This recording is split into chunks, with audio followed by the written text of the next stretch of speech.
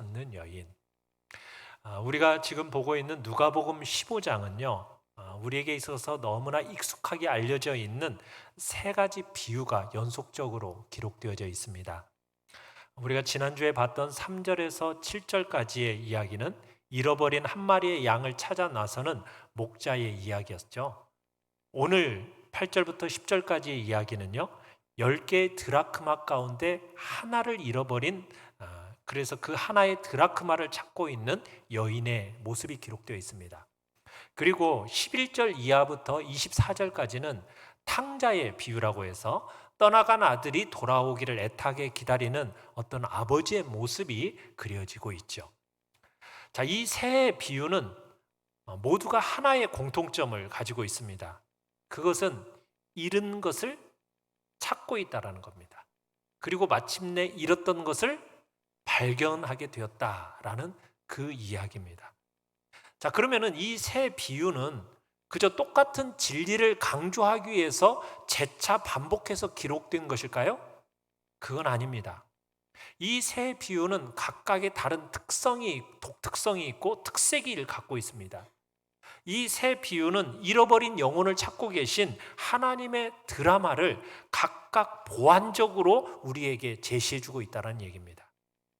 우리가 지난주에 어떤 목자가 잃어버린 양을 찾는 모습을 생각해 봤는데, 오늘 본문은 이 두 번째 비유로 살펴보도록 하겠습니다. 1번 같이 한번 읽어봅니다. 1번입니다. 시작.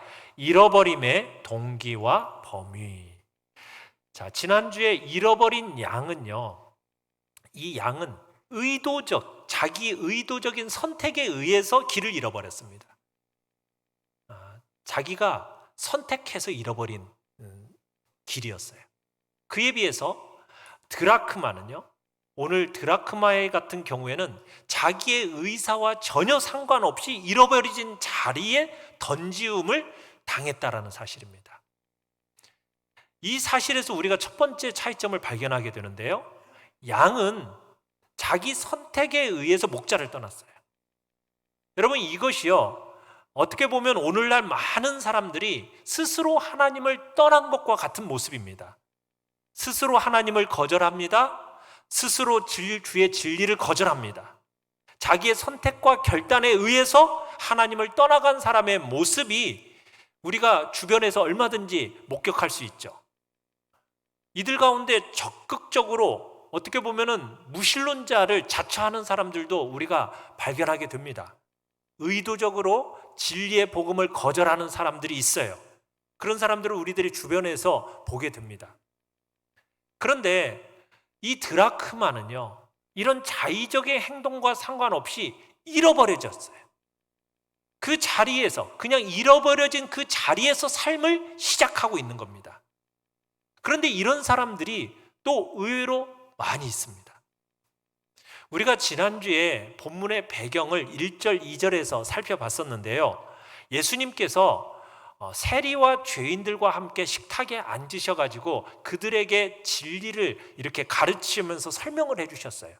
자, 그런데 이 식탁을 나누는 장면을 보시고 본 이 서기관과 바리새인들, 그 당시 종교 지도자들이 예수님을 비난하고 공격해댔습니다. 여러분, 그러면 그 당시 세리와 창기들은 어떻게 보면 그 당시 그 사회에서 혜택받지 못하고 살았던 사람들이에요. 자신의 의도적인 선택보다는 운명적인 삶 속에서 그런 삶을 시작했다라고 볼 수가 있다는 거예요. 근데 오늘날 우리들의 삶 속에서도 그런 유사한 경우들을 보게 됩니다. 그러니까 예수님께서는 이런 사람들을 염두에 두시고 오늘 말씀을 하고 계시는 거예요. 우리가 죄를 범함으로써 죄인이 돼요. 이건 사실이죠. 그런데요, 우리는 한편으로는 또 죄인으로 태어났기 때문에 또 죄를 범합니다. 죄인으로 태어났기 때문에. 어떤 면에서 우리는 의도적인 선택과 상관없이 어쩔 수 없이 죄 가운데로 몰아넣어져 가는 우리의 모습도 보게 돼요. 여러분도 그렇지 않습니까? 여러분들 삶 속에서 내가 원하지 않는 어떤 죄에 대한 강한 충동들이 우리의 마음속에서 막 일어나는 그런 모습들을 우리가 발견하게 되잖아요. 이런 차원에서 볼 때 바울이 말한 고백이 정말 우리의 마음속에 와닿았습니다. 로마서 7장 24절에서 이렇게 바울이 이야기를 하죠. 같이 한번 읽어볼까요? 시작. 오호라 나는 곤고한 사람이로다. 이 사망의 몸에서 누가 나를 건져내랴. 이 사망의 몸에서 누가 나를 건져내랴. 우리의 몸, 이게 우리의 육신이라는 것이 선을 원하지만은 이 선을 마음은 원하는데 이 육신이 따라주지 않는 모습을 우리가 얼마나 자주 발견하게 돼요. 다시 말하면 내 의지와 상관이 없이 나를 자꾸 잘못된 방향으로 가게 되는 이 내 속의 부조리를 우리들이 발견하게 된다는 겁니다. 그러니까 우리는 본질적으로 하나님 앞에서 죄인으로 태어났다라는 이 진리를 우리는 수긍하지 않을 수가 없는 거죠. 그러니까 죄인으로 태어난 우리, 이런 모습 속에서 우리는 어떻게 보면은 운명적으로 죄 가운데 살고 있는 우리의 운명을 인정할 수밖에 없는 겁니다. 자, 그런데 또 이 두 비유에서 또 차이점이 나타나는데, 자, 목자가 양을 잃어버렸잖아요.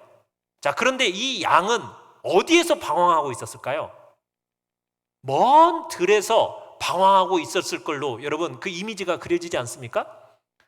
자, 그런데 이 두 번째 비유, 드라크마, 은전을 잃어버렸어요. 자, 그러면 이 은전은 어디에서 잃어버렸을까요? 그죠? 자기 집안에서 잃어버렸겠죠. 그러니까 여기서 얘기하는 말은 뭐냐면, 먼 곳에서 잃어버린 사람들이 있는가 하면 드라크마 비유는 어디에? 우리 아주 가까운 곳에서 잃어버린 사람들의 얼굴을 발견할 수 있다는 것을 얘기하고 있는 겁니다. 우리 주님께서 땅끝까지 가서 복음을 전하라 명령하셨어요. 우리는 그 주님의 명령에 순종해서 정말 주의 말씀을 가지고 저 멀리 서아프리카 니제르라는 곳으로 떠나가는 우리 선교사님을 파송했습니다. 그리고 그분을 위해서 우리들이 기도하고 있고 물질적으로 후원하고 있어요. 그죠? 자, 그런데 우리에게 있어서 잃어버린 영혼들은 저 먼 서아프리카 니제르라는 곳에만 있을까요? 그게 아니라는 거예요. 잃어버린 영혼은 내 근처에도 있다는 거예요. 내 주변에도 있고, 내 일터에도 있고, 내 가족, 가장 가까운 자리에 있는 내 가족에게도 잃어버린 자리에 있는 사람들이 있다는 거예요. 주의 복음이 필요한 사람들이 우리 가까이 있다는 거죠. 구원받아야 할 필요성이 있는 사람, 정말 하나님의 사랑이 절실히 필요한 대상, 그 사람들이 우리 주변에 서성거리고 있다는 것을 바로 오늘 이 비유는 우리에게 가르치고 있는 겁니다. 그런데 교회당 안에도, 이 교회당 안에도 아직까지 잃어버린 사람들이 있을 수 있다는 사실을 우리에게 가르쳐주고 있어요. 오늘 이렇게 예배당 안에 들어왔어요. 설교를 듣습니다. 그런데 이 설교의 메시지가 나와 아무런 상관이 없는 사람들이 있다는 겁니다. 메시지가 머릿속에 들어오긴 했는데 이 메시지가 내 것으로 다가오지가 않는 사람들이 있다는 거예요. 오랫동안 교회 생활은 했다고는 하는데 성경의 가장 중요한 진리 앞에 영혼의 문이 열리지 않은 사람들이 이곳에 있다는 거예요. 십자가 앞에 그 영혼이 깨어지지 않는, 감격이 없는, 그 영혼에 감격이 없는 사람이 있다는 겁니다. 예수 그리스도를 향해서 나의 주, 나의 하나님이라는 고백이 그 영혼의 깊은 곳에서부터 생겨나지 못하고 있는 사람들이 이곳에 있다라는 거예요. 그것을 위해서 지금 주님이 이 비유를 들고 계시는 겁니다. 우리가 늘 부르는 찬송 가운데 내 주를 가까이 하게 함은, 우리는 이 찬송을 좋아하고 많이들 부릅니다.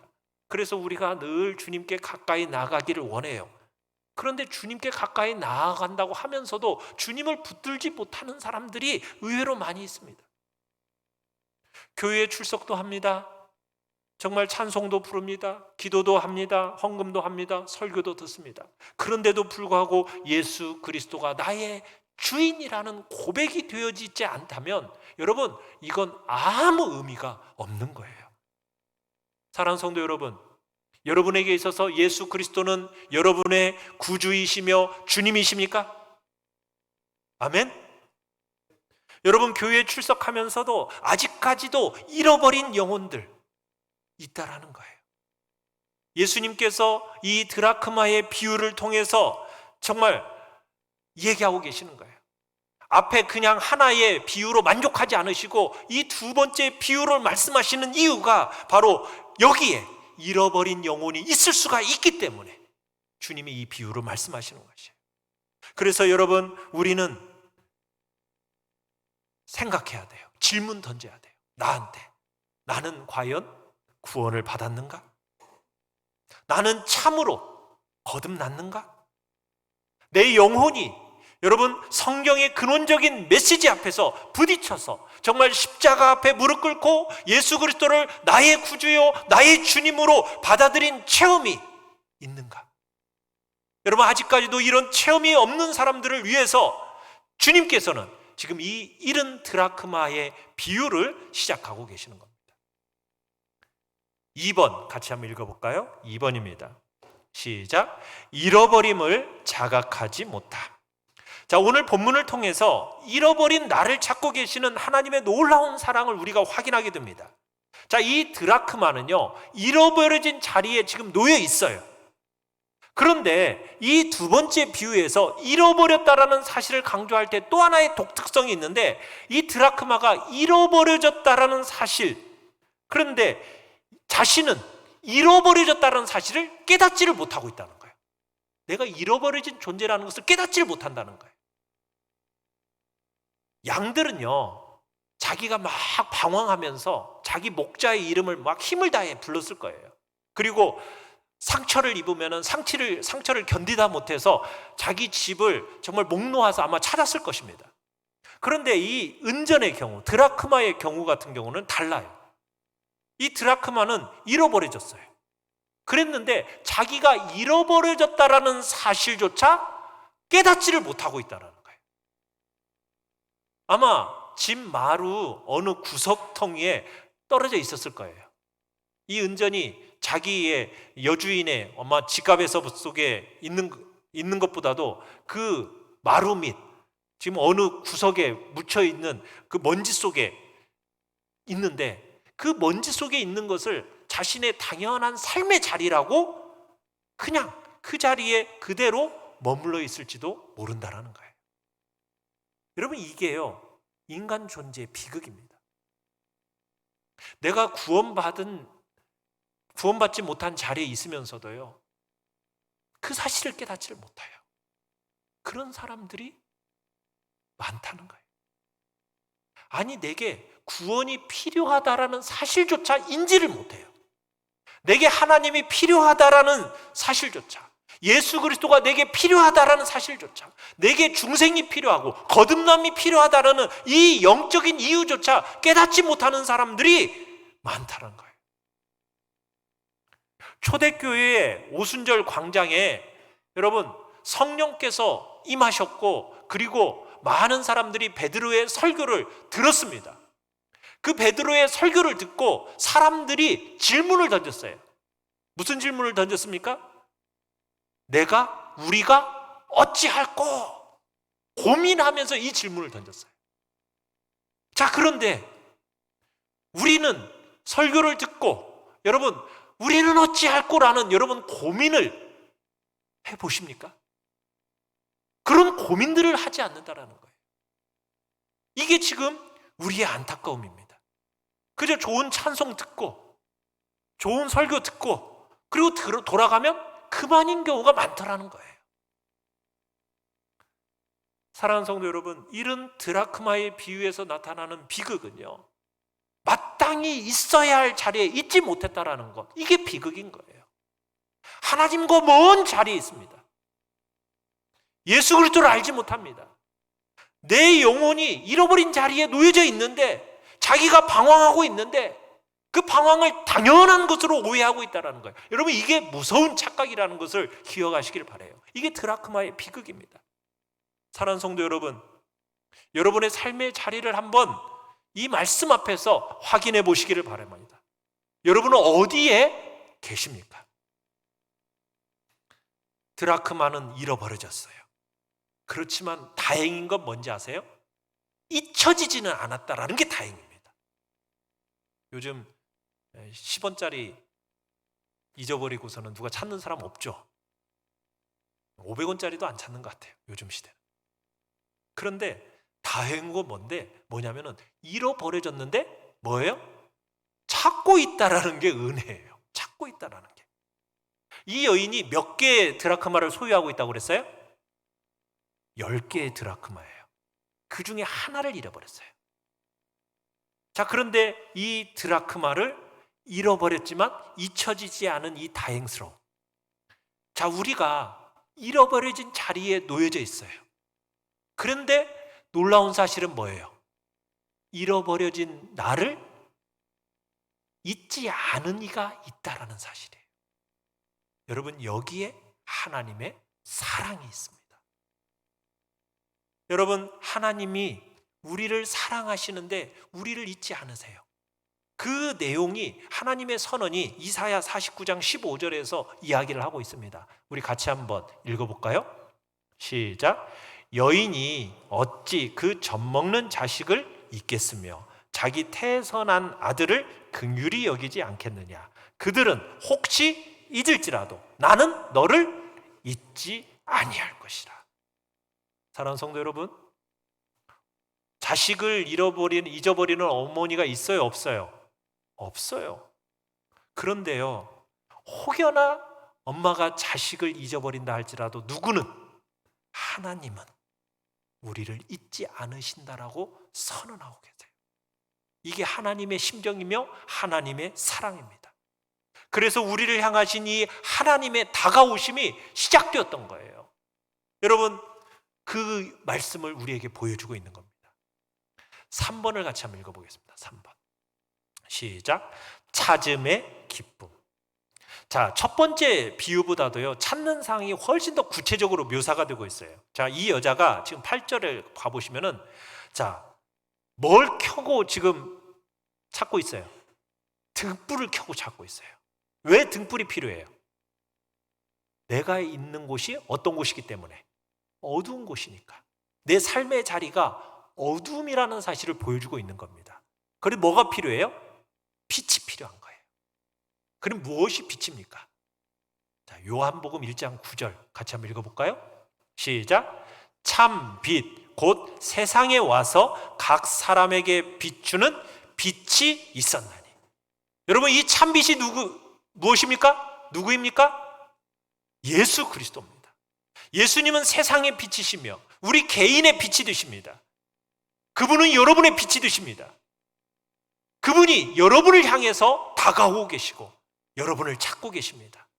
참되신 그분은 여러분의 빛으로서 이 어둠 속을 밝히 보여주고 계십니다. 사망의 그늘 속에 빛을 알지 못하고 방황하고 있던 나, 죄 가운데 방황하고 있던 나를 찾아오신 그 주님의 모습을 우리는 이 말씀 앞에서 발견해야 되는 것입니다.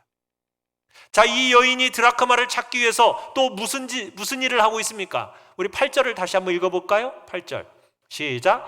어떤 여자가 10 드라크마가 있는데 하나를 잃으면 등불을 켜고 집을 쓸며 찾아내기까지 부지런히 찾지 아니하겠느냐. 자, 등불을 켰을 뿐만 아니라 또 뭐 하고 있어요? 빗자루로 막 먼지를 일으키며 막 집을 쓸고 있는 겁니다. 여러 수단과 방법을 다 동원해가지고 지금 잃어버린 은전을 찾기 위해서 지금 애쓰고 있는 이 견딜 수 없는 이 여인의 심정을 여러분 보시라는 거예요. 이 드라크마 하나를 찾기 위해서 지금 손마디마디에 먼지구덩이 그냥 다 지금 묻히면서 어두운 구석구석 먼지 속을 지금 찾고 있는 이 여인의 손가락을 한번 찾아보라는 거예요. 여러분, 이것 속에 우리 주님의 우리를 찾으시는 그 심정이 여러분 느껴지지 않으십니까? 어둠 속 이 세상을 향해서 하나님이 참으로 우리를 찾아오셔서 우리를 찾으시는 그 주님의 사랑이 느껴지지 않느냐는 거예요. 육신이 되셨어요.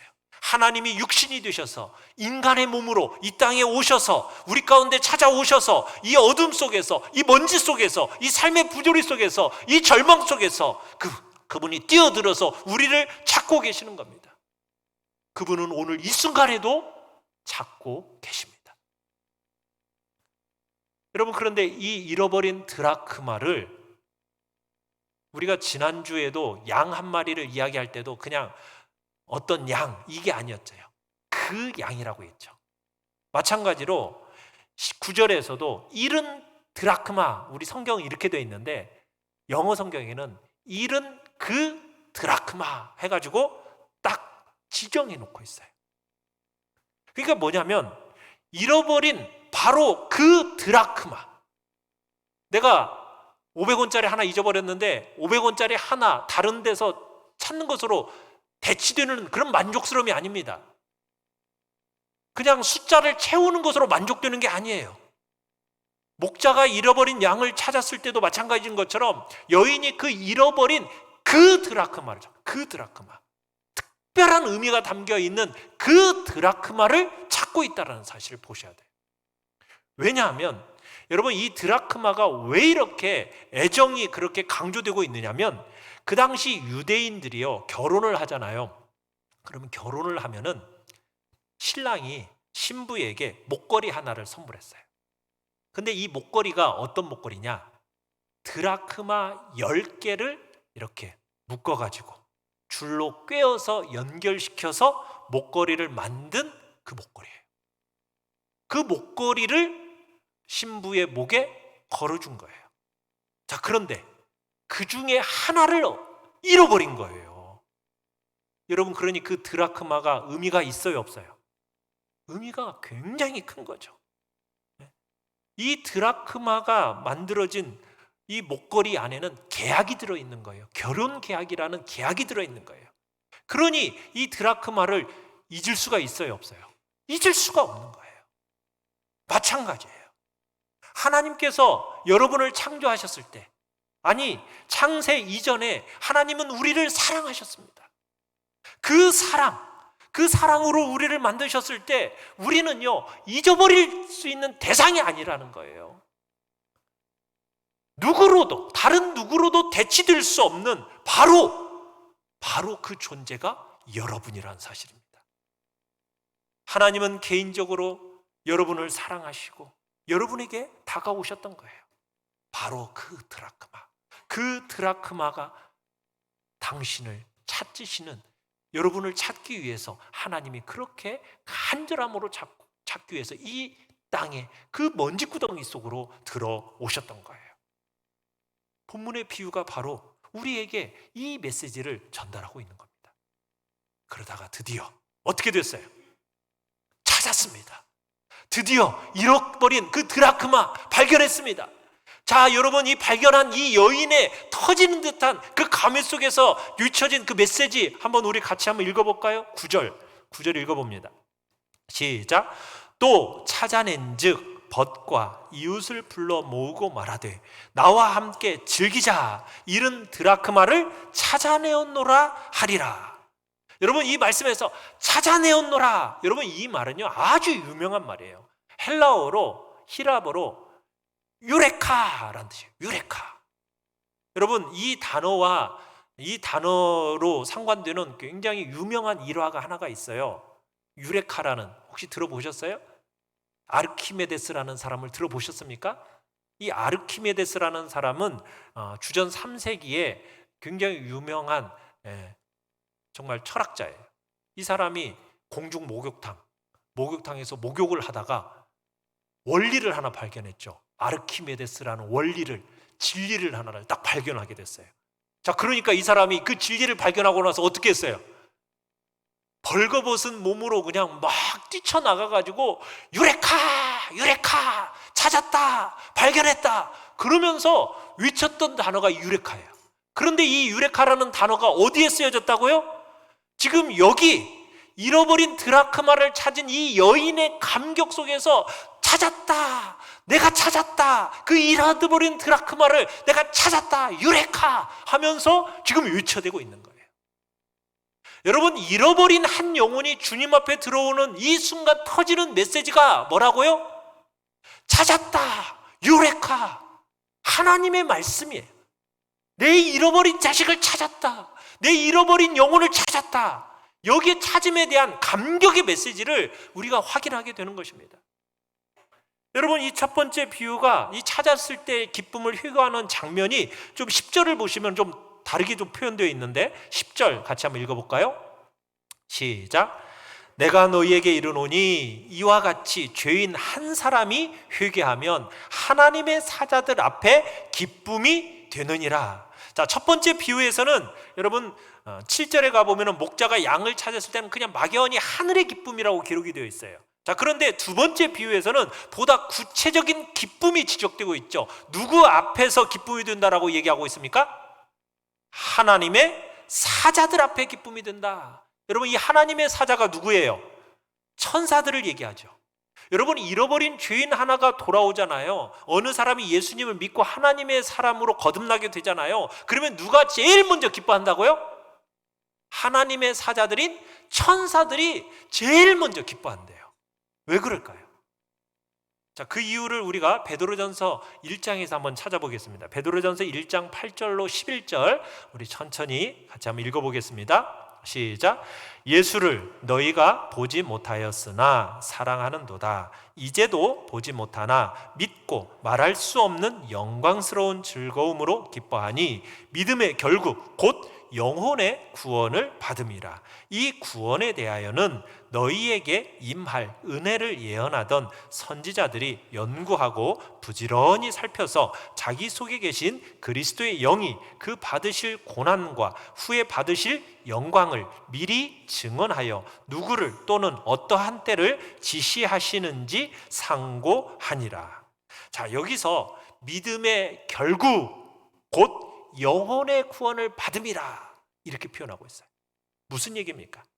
믿음에 있어서 가장 중요한 결과가 뭐라는 거예요? 믿음의 가장 위대한 사건이 뭐라고요? 믿음의 가장 중요한 초점이 뭐라고요?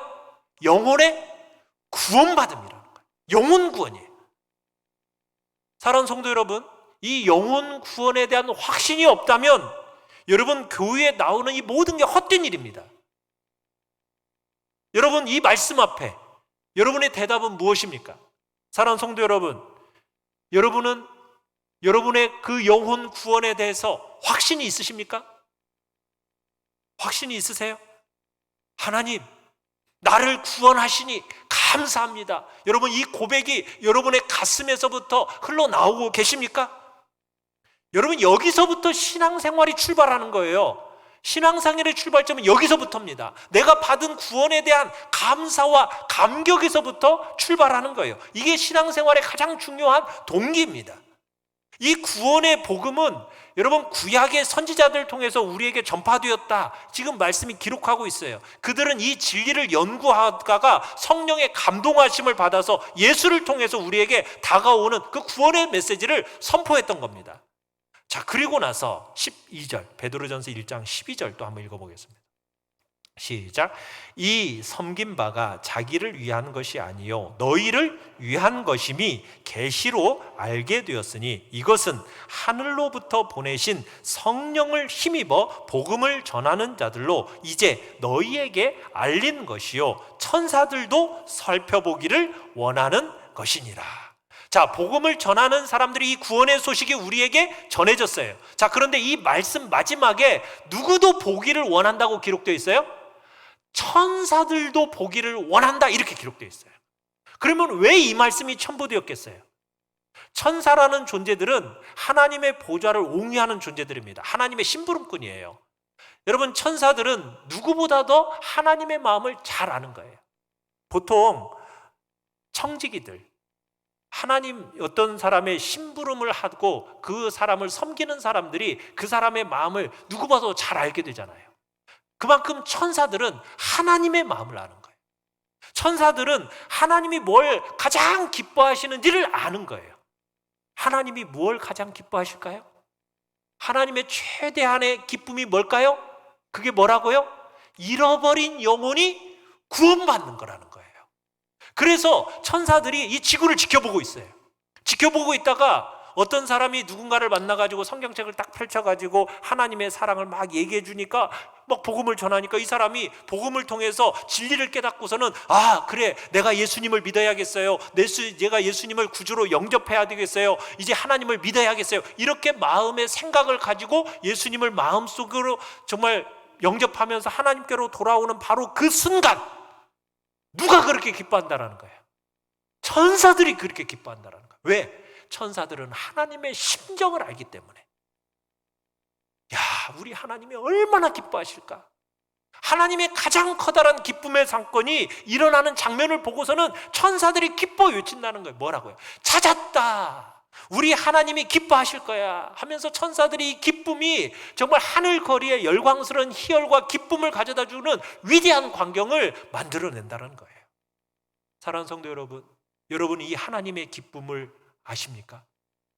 여러분은 이 하나님의 기쁨 속에 동참해서 잃어버린 영혼을 찾는 그 기쁨을 함께 누리고 계십니까? 잃어버린 어떤 사람에게 복음을 전해서 그 사람이 예수 그리스도를 믿는 그 순간 찾았구나, 찾았다, 유레카. 여러분 이 기쁨이 여러분의 마음속에 탄생했던 그런 순간이 있느냐는 겁니다. 여러분 이것을 아직 경험해보지 못했다면 아직 그리스도인으로서 그 위대한 기쁨을 경험해보지 못한 것입니다. 잃어버린 우리들을 절대로 놓지 않으시는 그 하나님의 사랑을 우리가 이 자리에서 보게 되는 겁니다. 하나님이 선언하십니다. 나는 너를 그대로 포기할 수 없다. 그래서 하나님이 어떻게 하셨어요? 먼지 구덩이 같은 이 세상에 찾아오셔서 우리의 삶의 자리에, 좌절과 불안의 자리에, 그 상황의 한복판에 우리 주님이 직접 하나님이 뛰어들으셔서 우리를 찾고 계시는 것입니다. 우리 주변의 이웃들을 지금 찾고 계시는 것입니다. 여러분은 이 찾음의 기쁨을 경험하십니까? 발견됨의 그 감격을 아십니까? 시간이 흘러가고 있습니다. 우리에게 주어진 시간이 다 가기 전에 여러분 아직까지 교회에 출석하면서도 내가 이 영혼의 구원의 기쁨을 알지 못하는 사람들이 있다면 우리들은 그들을 찾아봐야 됩니다. 누구라도 좋습니다. 그대로 지나가지 마시고 그들의 마음속에 예수 그리스도를 확실히 깨닫고 영접하는 그 복된 자리로 우리는 그들을 이끌어야 할 것입니다. 그렇게 될 때 여러분 교회에 출석하는 것 이상의 기쁨을 얻게 되는 거예요. 큰 감격이 있습니다. 하나님이 여러분으로 인해서 큰 기쁨을 얻게 되시는 것입니다.